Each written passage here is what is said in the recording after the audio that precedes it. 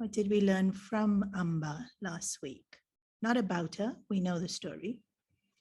Right? She got angry with Bhishma, dedicated 2 lifetimes trying to kill him,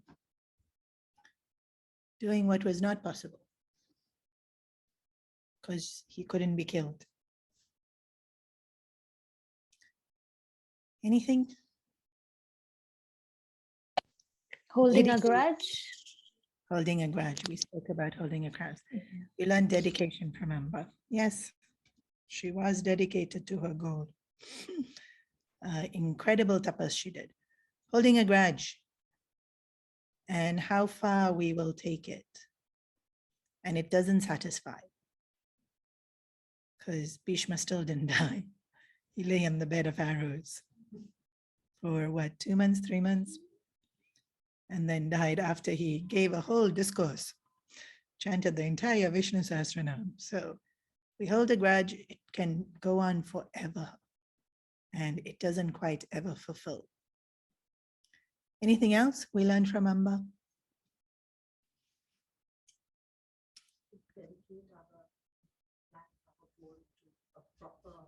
Yeah. Yeah, like when we say dedicate, she really did whatever it took. Like, need to become a man, became a man. So really did whatever it took. Tapas did tapas. And emotions can be an incredibly driving, actually emotions are the driving force for all of us. And with the exception of love, which is not an emotion, but we consider it to be an emotion. We're definitely driven by that. We're definitely driven by our emotions. And so this level of dedication, it's dedicated to something that's worthwhile. If we're going to have this level of dedication, then at least the goal that we're dedicating it to should be something that fulfills us and helps us to evolve and actually helps us feel fulfilled and loved and peace and a sense of success. So our goals are important. What we dedicate ourselves to is as important as being dedicated. So I was thinking a lot about Amba after last week's class because I felt like I made a lot of fun of her in last week's class.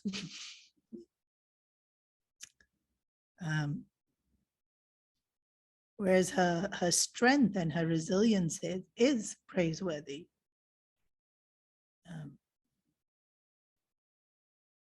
Why would someone go to such an extent, like literally died to be born again, making sure she remembered? And so like literally carrying forward a whole lifetime. Why would someone go through such an extent? I was thinking about it.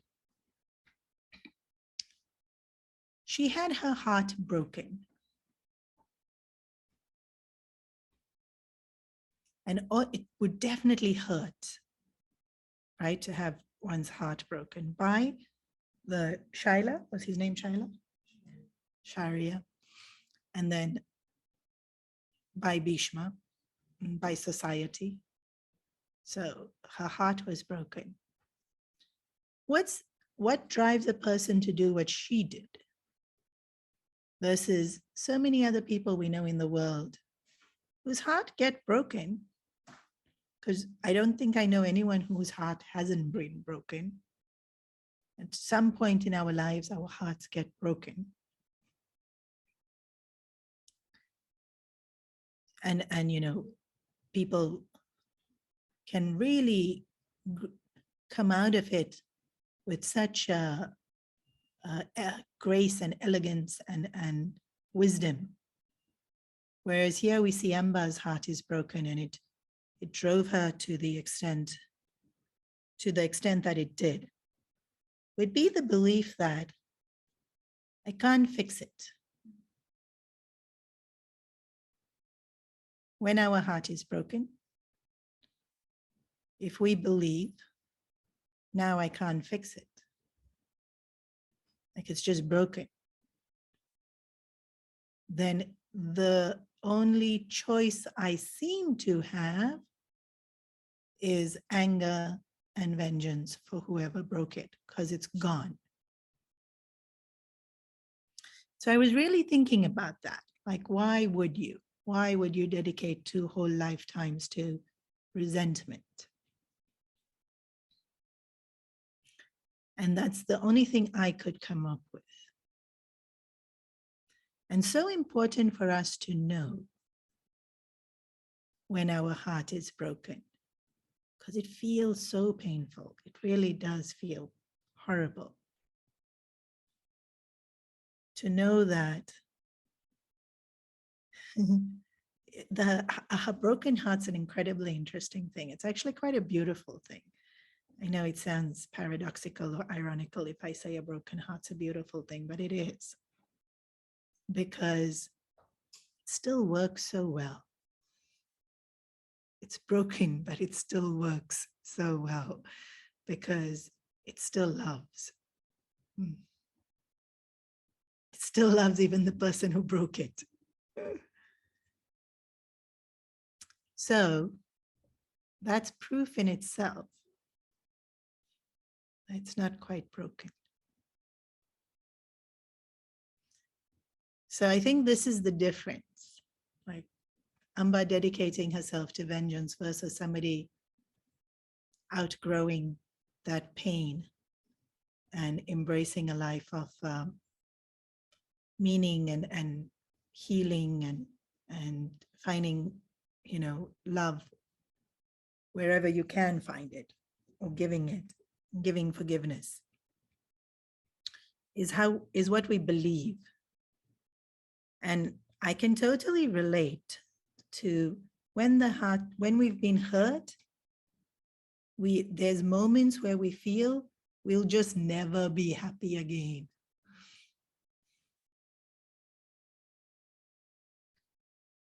We can actually feel that. But we don't have to believe it.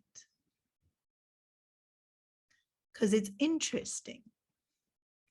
When we're very happy, we actually feel we won't be sad again. We feel life is so good, nothing will go wrong. We can't believe that either. So, Amba also teaches us that the way we dedicate ourselves will very much depend on what we believe. If I believe vengeance is going to give me peace, that's what I dedicate myself to.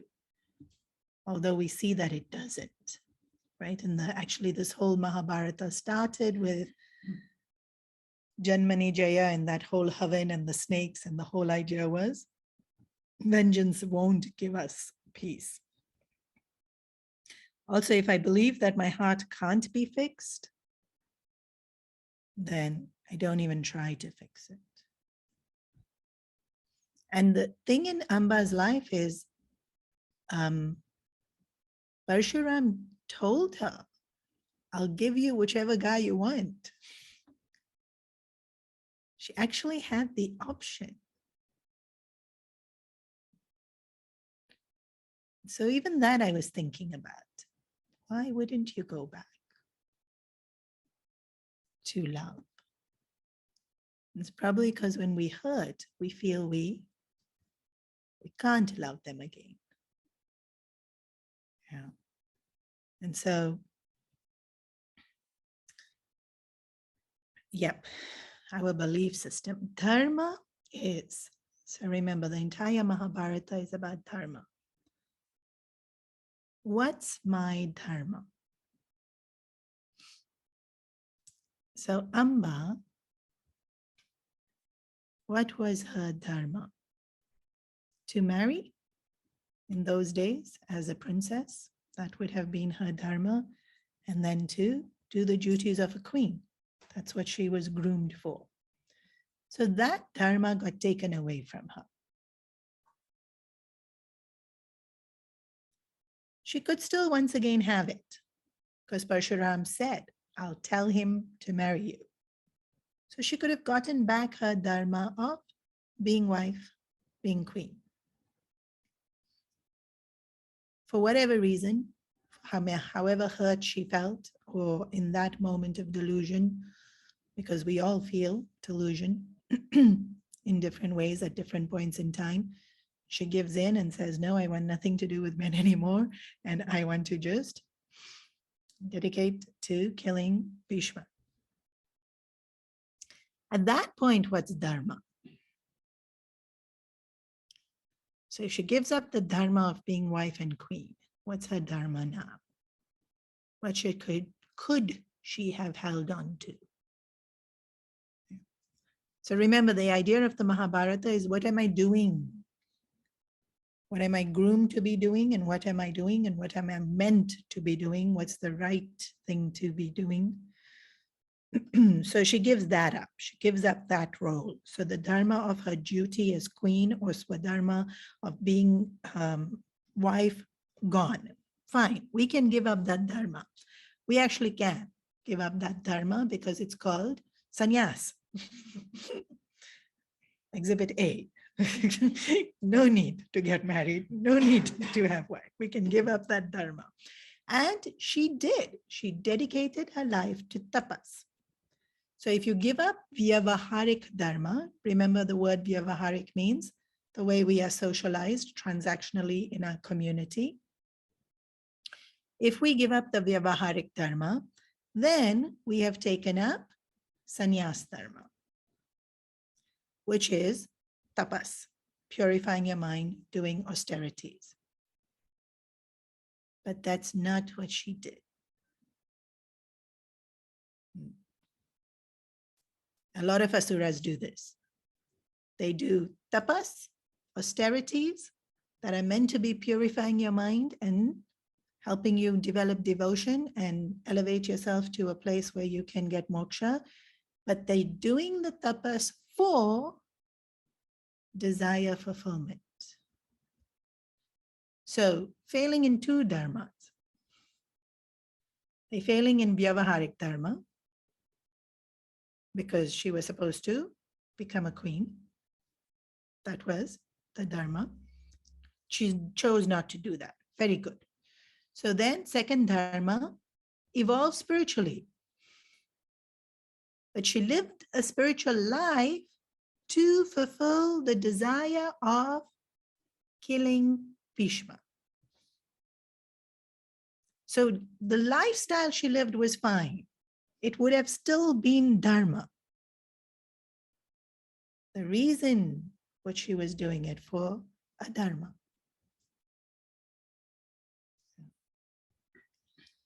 So first dharma is what we're supposed to be doing transactionally with each other. Second dharma is who I am. If I'm not teacher, wife, daughter, friend, at least my relationship to the higher. That's who I am. And so that needs to be strengthened, that needs to be worked on, so I need to be able to see myself as Satchit Ananda. Or if not Satchit Ananda, that's too hard to see myself as Satchit Ananda, then see myself as devotee.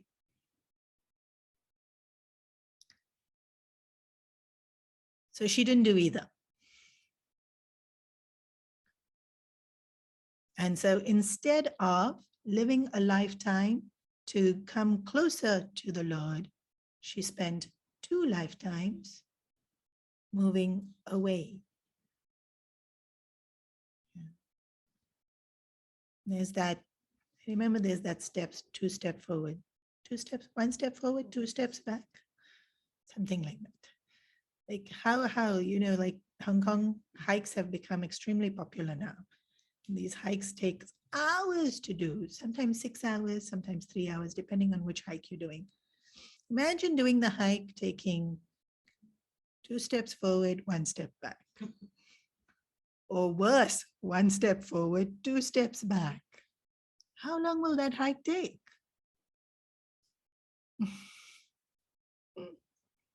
You look horrified. Good. This is our lives. Lifetimes. One step is one lifetime, huh? And within one lifetime, 2 steps forward, 1 step back.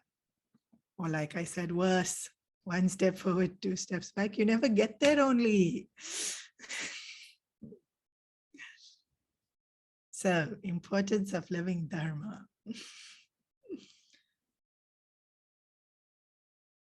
Nothing's ever wasted. Hopefully, Amba learned the quality of resilience, determination, fortitude, patience. Amba definitely learned patience. Hopefully, 3rd lifetime, she uses all those qualities to come closer to God. What will determine where I go? Not just the qualities I have, because we see that she has incredible qualities. It's what I dedicate it to. And what will determine whether it's Dharma or not? What I dedicate it to. The resources I have, what am I dedicating it to? Okay. I think we're good. Amba can rest in peace now. God bless. So her sisters, Ambika and Ambalika, now come center stage. They had married Vichitravir, who was highly romantic. They had an awesome time with him, but he died without leaving an heir to the throne. They were still young, healthy. In those days, they had the option to end their lives when their husband passed away, but they were not allowed to, because Satyavati said there has to be an heir to the throne. This is the point in the Mahabharata where we see Satyavati really is very proactive. And there's a lot of opinions on whether Satyavati was ambitious because, she got that boon that only her sons will be the king, whether it was her father that was ambitious and she was innocent and just along for the ride. But definitely there's a lot of guilt,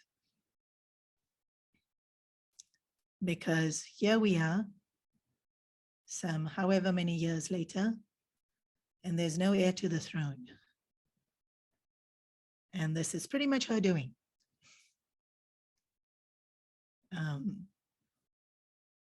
So a lot of guilt. And so you have to understand her frame of mind. She was desperate not to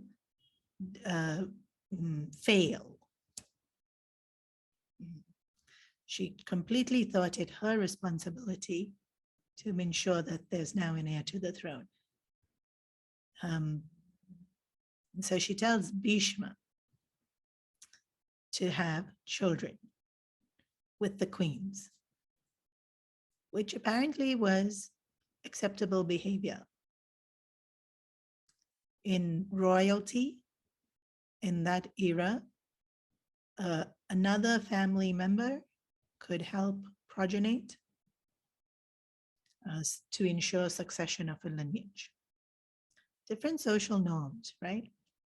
And we must remember it was a really, really, really long time ago, not our kind of thinking. But there does seem to be a very different way of looking at the physical relationship in that era. Because when we hear things of what they did, we feel cringe or we feel shocked or we feel scandalized, but it seems to be very normal in that era.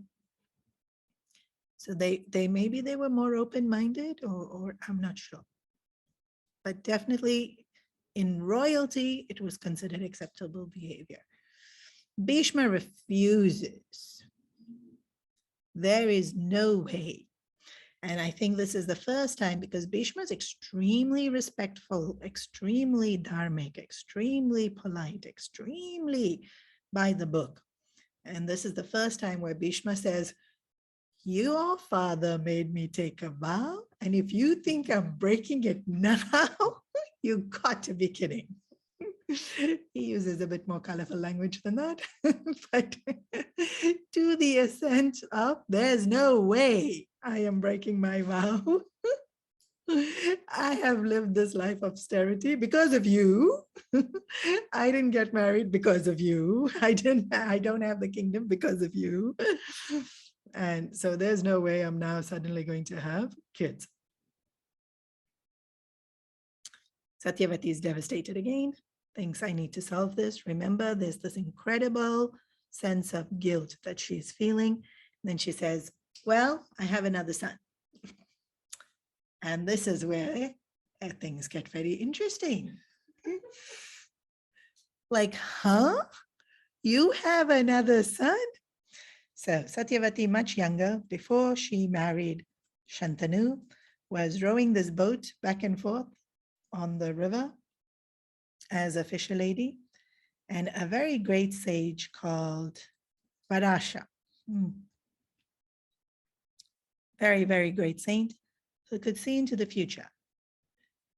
Riding on the boat, looks at Satyavati, looks up at the heavens and sees that the astronomical position of the stars are perfect, and her kid conceived in that moment would be the greatest saint of all time. And so he requests Satyavati if they could conceive a child. There was really no foreplay in those days. They were really very direct. Yeah, I know it. Like I said, they must have had a different psyche, because Satyavati doesn't seem to be too startled by this and says, okay. But of course, they're in the middle of a river in a boat.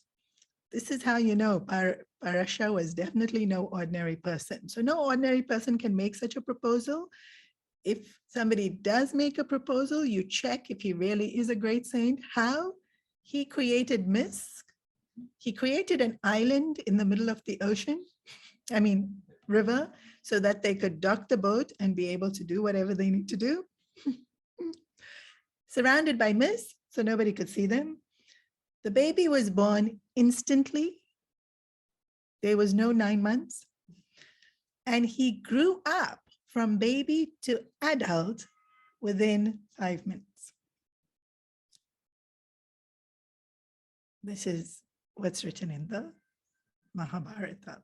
So any other person claiming that the positions in the stars is perfect, I don't know if they can meet all these criterias. Because he managed to, manifest an island, which then disappears after he uses it, because, you don't need it anymore. The mist also vanishes because you don't need it anymore. The baby walks off, saying, mother, if you ever need me, just think of me and I will come, and goes.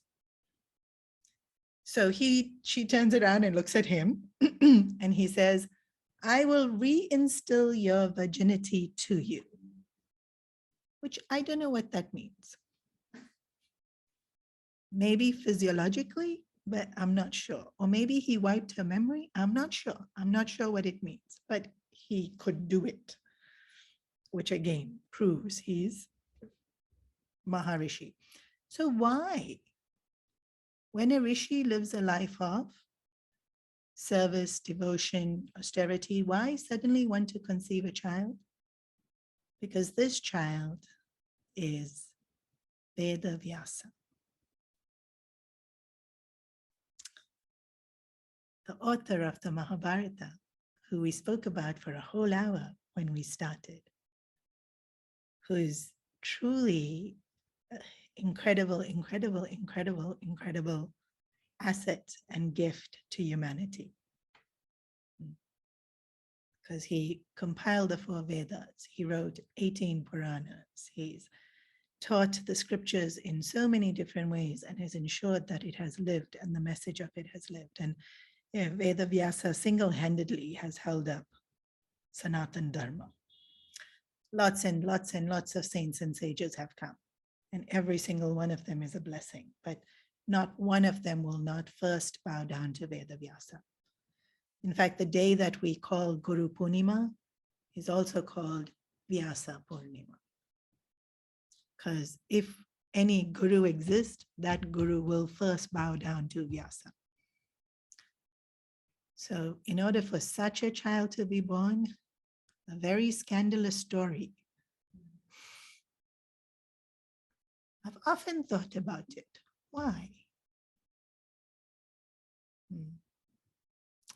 But, like I mentioned, the Mahabharata is a lot about destiny playing out. And two people meeting at that right moment, or people that wanted to meet but don't meet, and then the chain of events that happen afterwards. And so Parasha Rishi and Satyavati never met again. Parasha Rishi had never had a child again. And Vedavyasa never met Parasha Rishi. But in this moment, and it is written in the Mahabharata that he had to be born for this moment, and he had to be born to Satyavati for this reason. Like, why Satyavati? Why a fisherwoman? Although she has a backstory also, which is incredibly complicated. And I struggle with remembering all the details. They were born from a fish, right? So Satyavati was actually born from a fish. Well, eaten by a fish? Yeah, the babies were eaten by the fish, or conceived, the fish was used as a surrogate. It's a very complicated story, and I'm not going to go into it. But so she smelled like a fish because as a baby, she was in the fish, in the womb of the fish.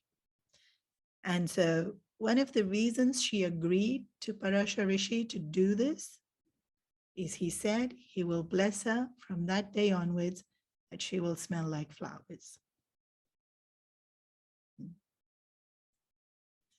And she did. From the day she met Parasha Rishi and conceived Vedavyasa and gave birth to, well, it all happened within, span of half an hour. After that moment, she smelled like flowers. And when Shantanu smelt her fragrance, he fell in love with her. So here we are, and there's no heir to the throne. Bhishma refuses. Vichitravir is dead. And the only other legitimate way to progenate the lineage is if a great rishi conceives a child with the queens, which was also acceptable, either a family member or a great rishi. Fortunately for her, she had a great rishi as a son. And you really know the strength of these Mahatmas because they have never met. Satyavati closes her eyes and thinks of him, and he's standing in front of her 2 seconds later. Where was he? Doing tapas in the Himalayas. Where was she? In Hastinapur. She thought of him for the first time in her life. And he was there in 2 seconds. What siddhis they had. One, the siddhi to know somebody's thinking of me. There's so many billions of people on this planet. One person thought of me and I know. Secondly, the ability to teletransport. And when I started Mahabharata, I said a lot of TV series and storylines study the Mahabharata to get ideas for plots and see teletransporting. So many hero movies and power movies where they use these powers. It's actually written there. Vedavyasa could instantly appear wherever he wanted to appear. He was doing tapas. He had not had a shower for something like 6 months. He was pretty earthy He's a great saint. We cannot criticize. His hair was matted. Mhm. There was mud. He was sitting in meditation, so he was oblivious to his body, and nature had done what nature did. So he was very unkept in terms of physical appearance. And Satyavati says, I'm so glad you came. And he said, you're my mother, and I will grant you 3 wishes. And she says, we need an heir to the throne. So please go to the queen. He says, give me a month. I will groom myself. She'll get startled if she sees me like this. She said, no, there's no time. I don't know why she was in such a hurry, but you have to remember the guilt, the anxiety that she might have been feeling. He negotiates. This is Veda Vyasa's compassion, huh? He says, okay, give me a week. Let me at least just go shower. Satyavati was, when we get scared and when we get this thought in our head and we just get, I have to do it now, I have to do it now, I have to, and actually you don't have to do it now, but we just get that thought in our head. Satyavati was like that. She was just so anxious. And she said, go now. Who did he go to first? Ambika. Ambika was sitting there on her bed, remembering her husband, whom she was completely in love with, who has died, and she was grieving.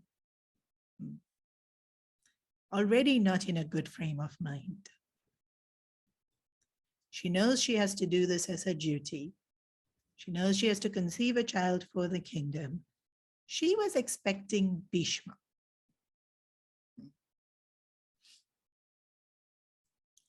When the door opened, before she saw him, she smelled him. And then when she saw him, now, when people do tapas, this sounds a little odd, but because we don't see people who do tapas. But when people do tapas, their eyes change. And it can be very piercing. So actually, it's not scary because their purity of mind and their unconditionally, the love that they feel, whatever they see in us, they don't judge us. But because we can't understand that, when we look into the eyes of somebody who has done tapas and we can feel that they can scan everything there is about us, we get very scared. People get scared of me thinking I can read their minds. I promise you, I cannot read anybody's minds. Nor do I want to. It's really funny. There's some kids who won't look at me because they think I can read their minds. I don't know where this notion has come from. Ambika was petrified when she looked into Veda Vyasa's eyes. You must remember she already wasn't in a good frame of mind. She was already grieving. She was born as a princess, lived in a palace. She's used to the finest things, everything shampooed, everything manicured, everything, silken. And this person's come, his skin is rough, his hair's got mud, he's not showered. She didn't know how to cope.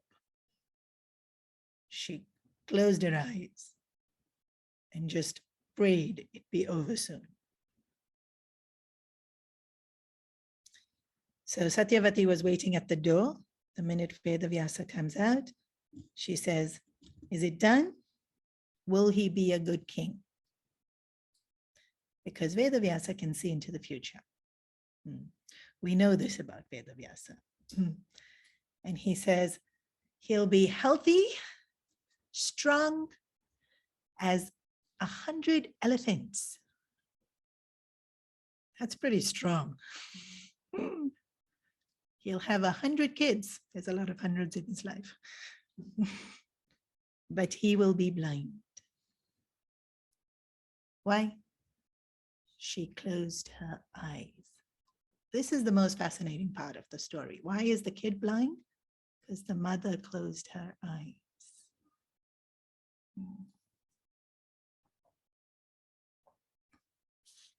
And so Satyavati is horrified. Somebody who is blind cannot become the king. That was the laws of those times. Lots of rules. There were lots of rules. So she said, there's another queen, please go to her. According to the rules of when a rishi can help a kingdom have king with the queen, so acceptable, he can go help somebody conceive. He cannot go straight away to another queen. It's against the rules. Yeah, there's rules. He had to wait 3 months before he could go to another queen. So he said, cannot. It's against the rules. And so he goes back to his tapas. He should have gone for shower, but he didn't. He went back for tapas. You know, he's a rishi. He's got his priorities right. He was probably meditating and composing some Purana, but he comes back after 3 months. He goes to Ambalika. She's been warned. He's a rishi. He's lives in the forest. Don't expect, him to be a handsome prince. And you need to conceive a child. And do not close your eyes. You will keep your eyes open. You will keep your eyes open. You will keep your eyes open. She has heard this for 3 months. So when he comes into the room, she keeps her eyes open because she has been drilled. Keep your eyes open, keep your eyes open, keep your eyes open. But like her sister, it's too unpleasant an experience for her. And she holds her breath. When something's unpleasant, we tend to hold our breath. Even sometimes in yoga, asana, gym, when it's a difficult thing to do, we tend to stiffen and hold our breath. And so that's why teachers are constantly saying, breathe. Yoga music also, so many songs about breathe. So Ambalika didn't breathe.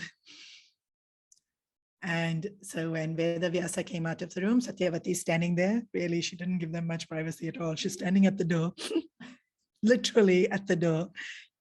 So, and he says, he will be noble, he will be virtuous, he'll be a good king, he will be weak because he won't have breath. Why? She held her breath. Come again. He's like 3 months later. Ambika had to, actually he had to wait a year because she has to give birth. Ambika couldn't bring herself to do it again. She dressed the maid up and sent the maid. Begged the maid not to tell anyone.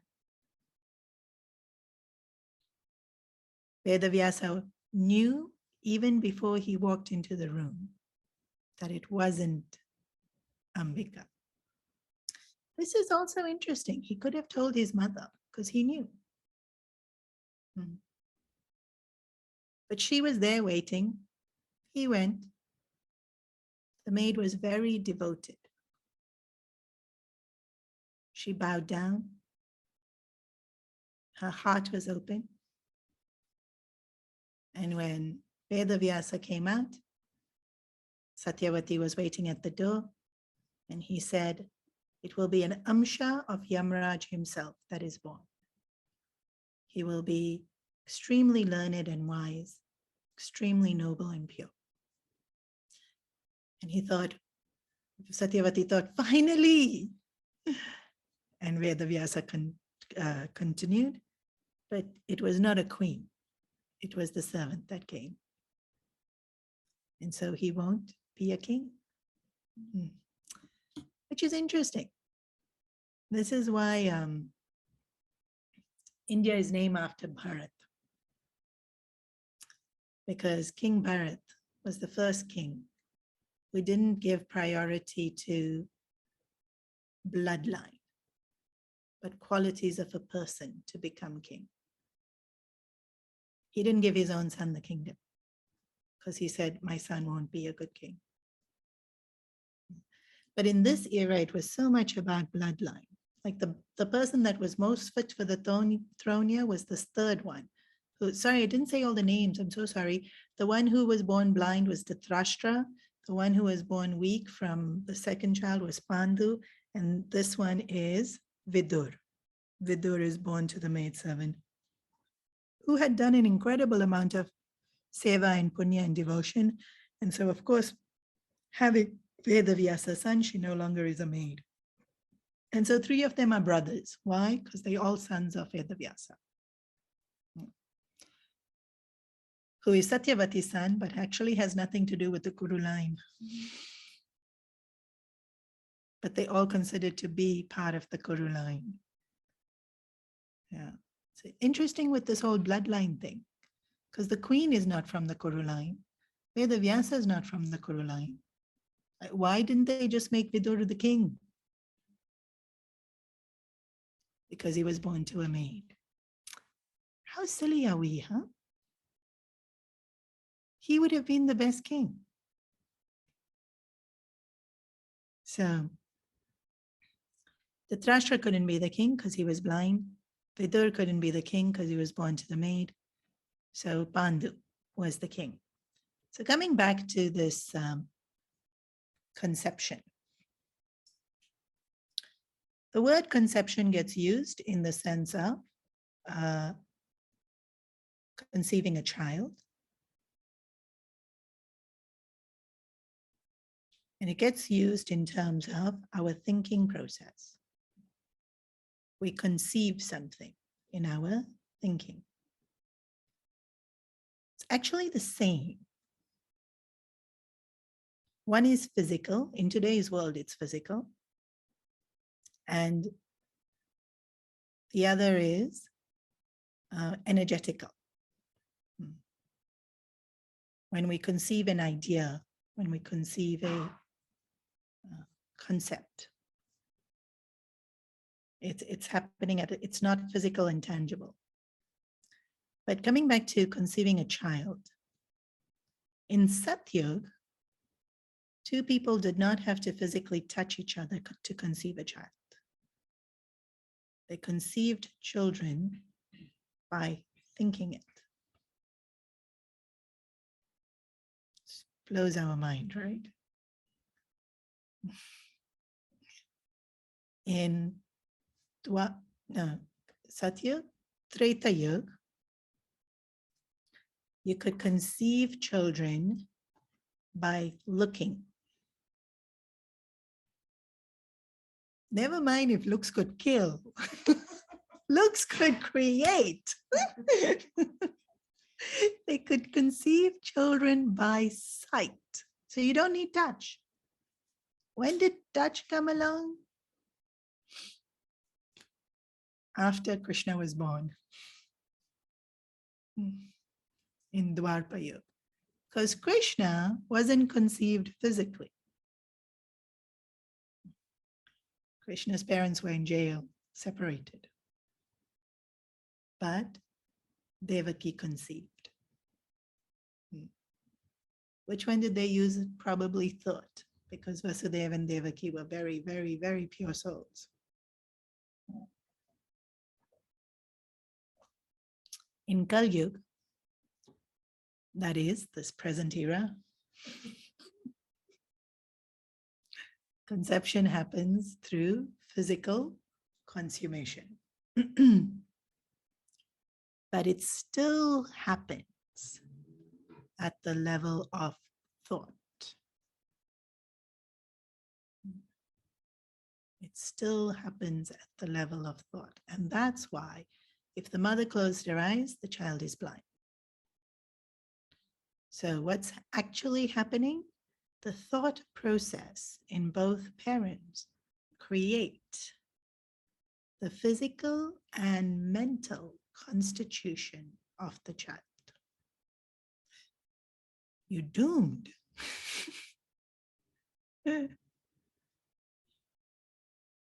The soul chooses the parents because of this.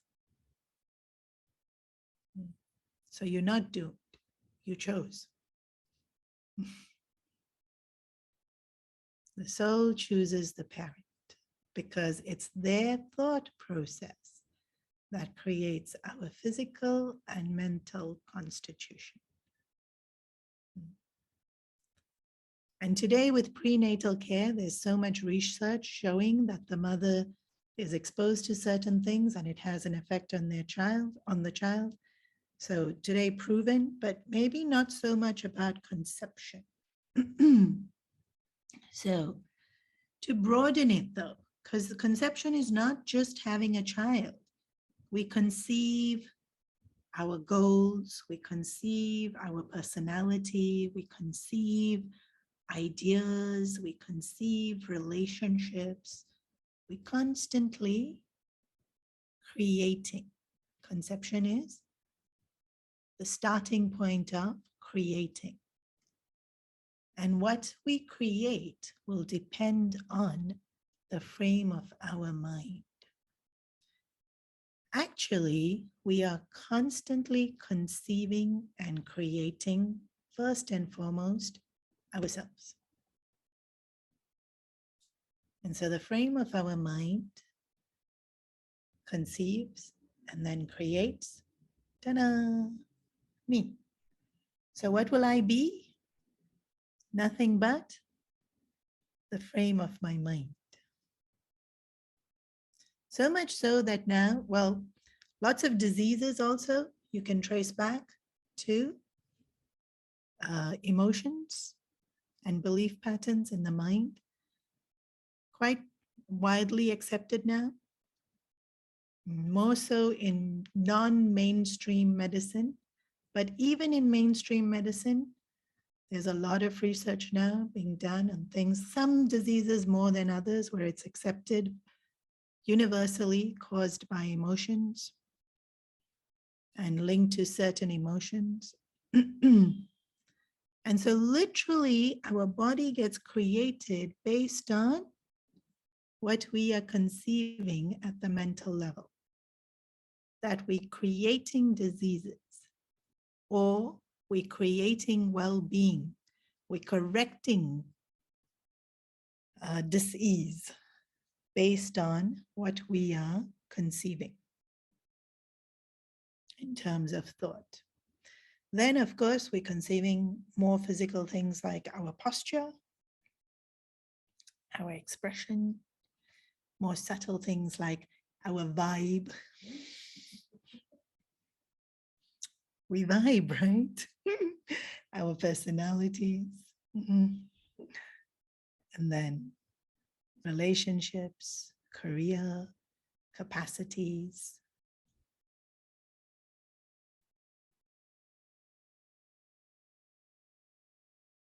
Conception. We are constantly conceiving and creating. Whether we're doing so knowingly or unknowingly, willingly or unwillingly, we are constantly creating. And so frame of mind, super duper important. Because whatever our frame of mind becomes the quality of what we create. So we create ourselves, and then we create what we experience. We think life is happening to us. It's not. Life is not happening to us. We are creating what is happening moment by moment. And sometimes people get very angry when they hear this. You mean I'm creating failed relationships? You mean I'm creating bad career choices? You mean I am creating illness? You mean I'm creating family disharmony? What nonsense?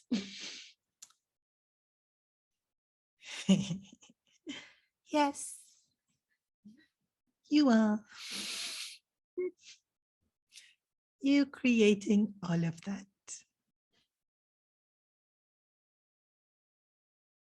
You just don't know that you're creating it. And you don't know how you are creating it. But it's you that's creating it. Every success, every what we determine not to be success. But everything's a success because I conceived it, I created it. What did I conceive? Heartache, created. Success. I conceived loss, created loss. I conceived disharmony, created disharmony. It's a success. Bhagwan doesn't make failure. He makes systems. And then we have to know how to use it. So why would we create unconducive things? Ignorance, we don't know what we're doing. Or two, we need it.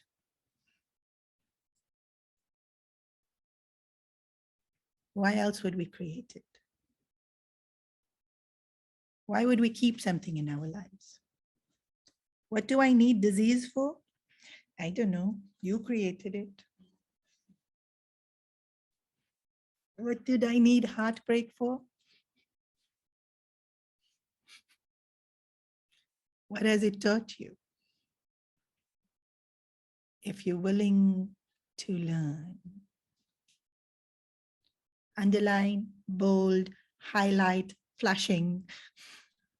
If you're willing to learn, what you created taught you?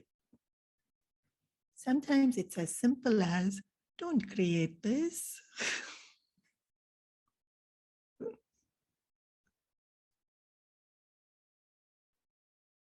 Bhagwan made us so powerful that we can create so much, and then you want to create this? Cha.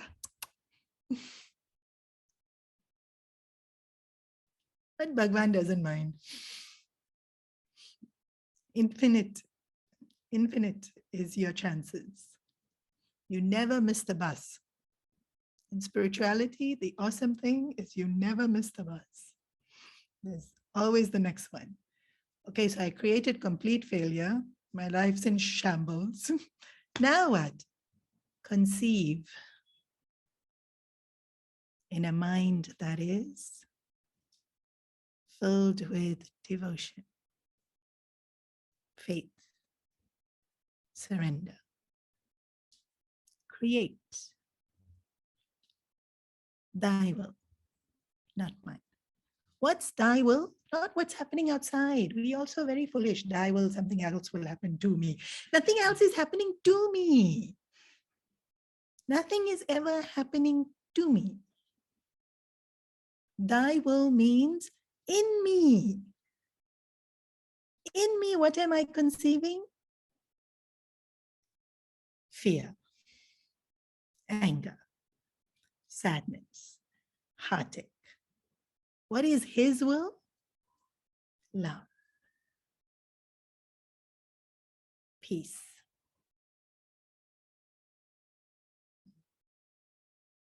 Love.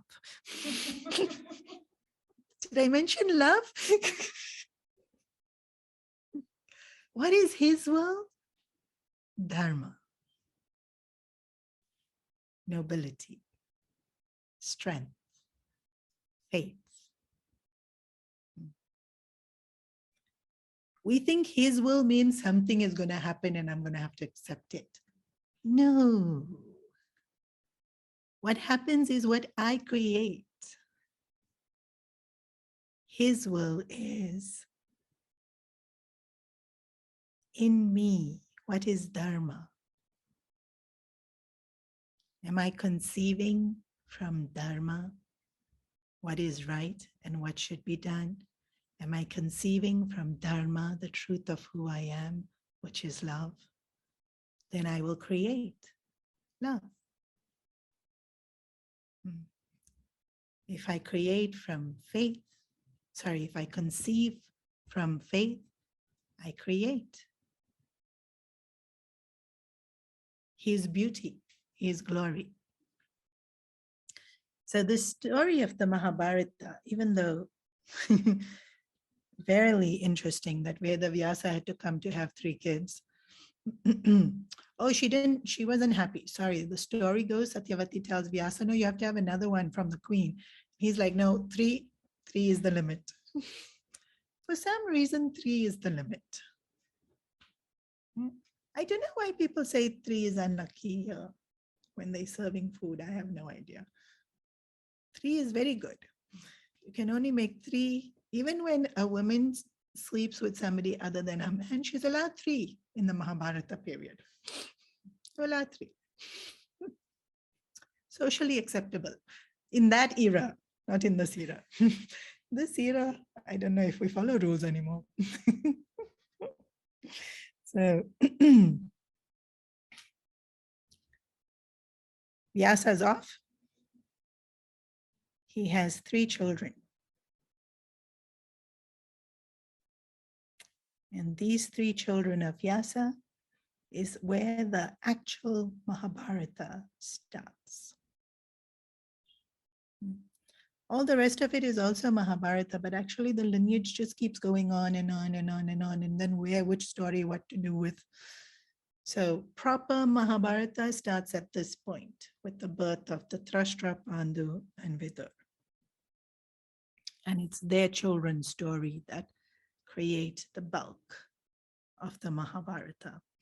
And so they are children of Veda Vyasa, who does come to visit them. And that's why Satyavati was the mother. Had to be Satyavati sitting on that boat in that moment to conceive Vyasa. So he could then father these 3 children. And what a father he is. 0 attachment. He left. Who had to bring them up? Bhishma. Poor Bhishma, who had no children of his own, had to bring up, 2nd generation.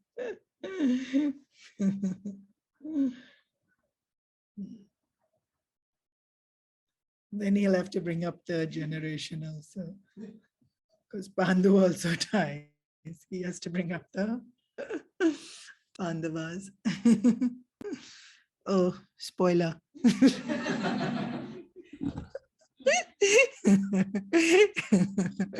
Actually, all of Mahabharata, pretty much nobody lives in the Mahabharata, because it was more than 5,000 years ago. How can they live? Okay, we'll pause here for today. Any questions?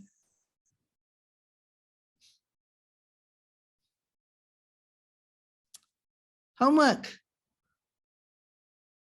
Conception. Creation. Notice. Notice your daily conception, creation. Even I want a coffee is conception.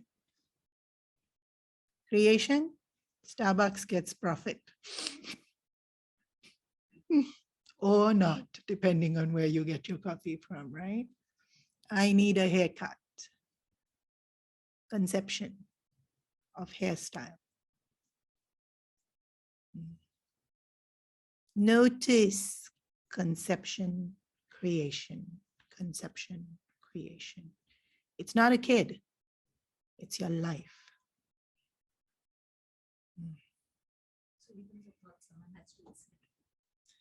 You should listen to me. My conception. I should have Mahabharata class. Creation, you all are listening. Yeah.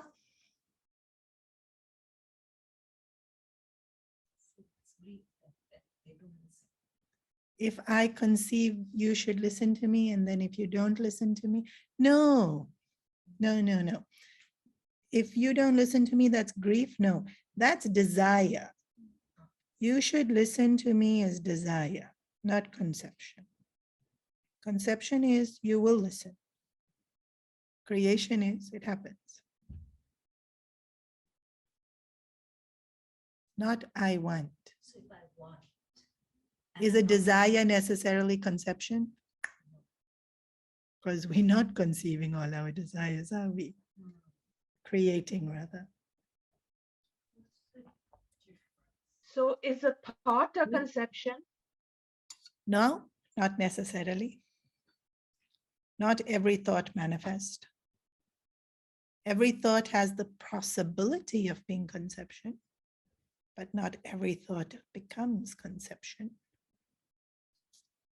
I can want something, but yet not create it. You can want something and not.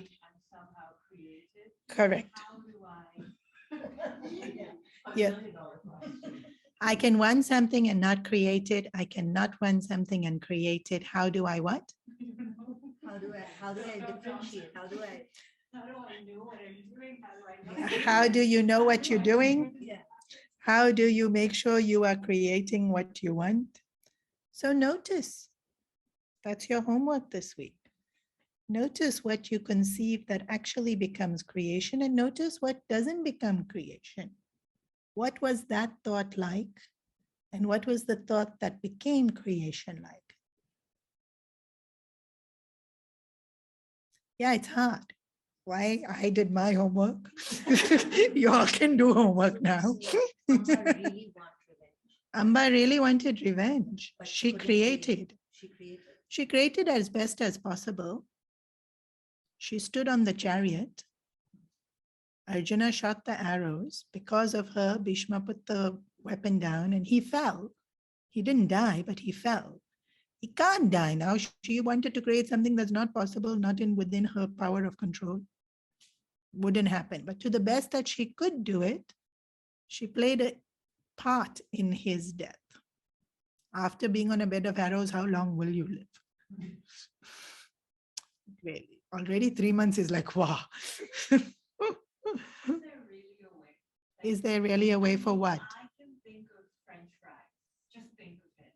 And then dinner time, bang, it's there. I'll be like, wow. how Yes. does that happen? Yes, we do that. Wait, I'm repeating it for the people online. She thought of French fries and it appeared for dinner.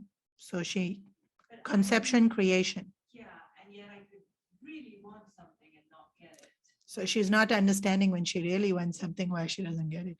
So what was that, the nature of the thought when you thought of French fries? Nothing. Just What rubbish. It's the quality of the mind. I have already told y'all it's the quality of the mind. I already told y'all conception based on the quality of your mind. I mean, sorry, please, Vyasa, please forgive me. Vyasa already told y'all that conception is based on the quality of your mind. I didn't say purity. Quality of mind. Vyasa said quality of mind.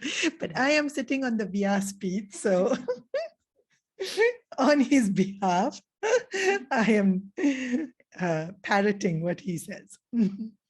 Sorry, what? Quality of mind. You can have an impure mind and create. Gazillion examples.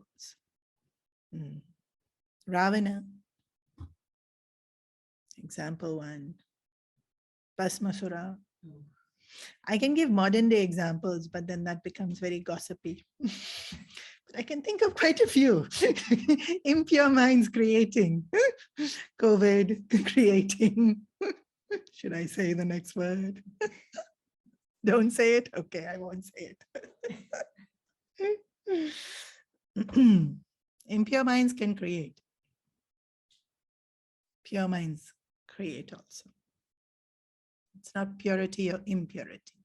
So it's vibing at a certain frequency. It's vibing at a certain frequency. Y'all do your homework, no? I'm really intrigued. Yeah, about I this mean, French fry thing because it happens so often. All of us have done it. All of us have materialized things. All of us have Generally not the created. good. What do you mean generally not the good? French fries are good only? Is it because it's just French fries? It's easy, but if we want something.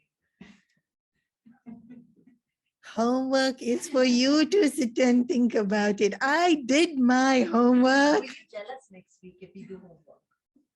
What are you holding me at ransom? Can't finish class.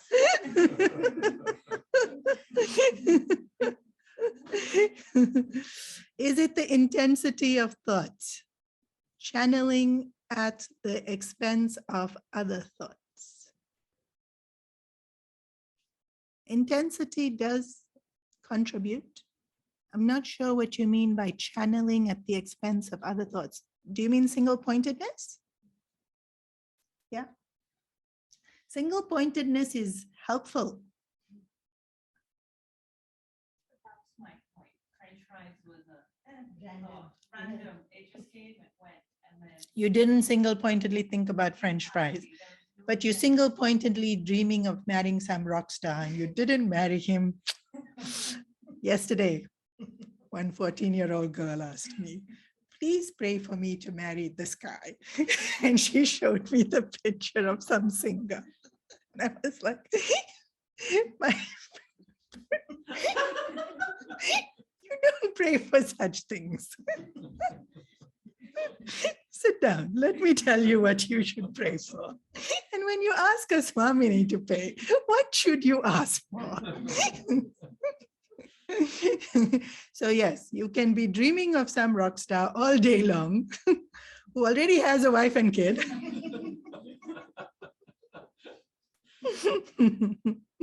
And you do not manifest marrying him. You have some random thought of French fries and you manifested it. Think, no? What's the difference between those two thoughts? You sit and observe. You try creating this week. Create French fries. Create random pop stars coming. See what you can manage to create. Sure, create world peace.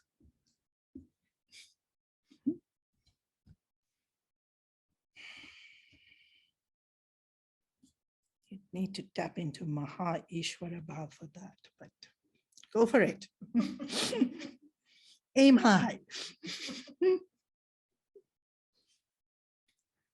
Om.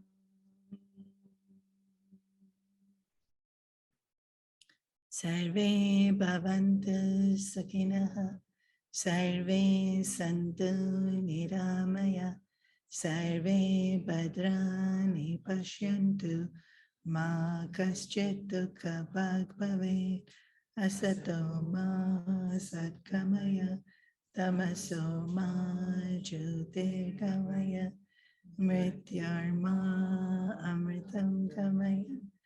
Om Purnamada Purnamidam Purnat Purnamudachyate Purnasya Purnamadaya Purnameva Vashishyate. Om Shanti Shanti Shanti. Hari